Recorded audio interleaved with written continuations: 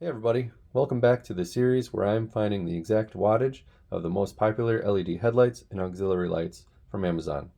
If you're unfamiliar with what I'm doing here, I would highly recommend watching my introduction video where I go over what I intend on doing in this series of videos.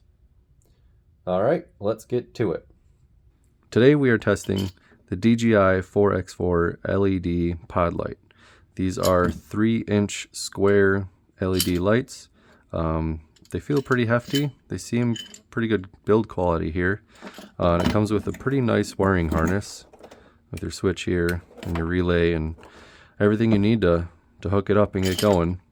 So the manufacturer is claiming that these are powered by 4 5-watt Osram chips, which you can clearly see in there. There are only 3 chips.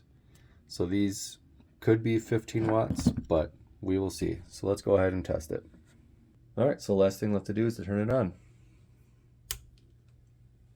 Okay, so we are at 0.5 amps at 13.8 volts, and that puts us right under 7 watts. So the manufacturer is claiming 4 5-watt chips. We only have 3, so we should be at 15 watts, but we're not even halfway there. So there you go, that's what it is. Thanks for watching.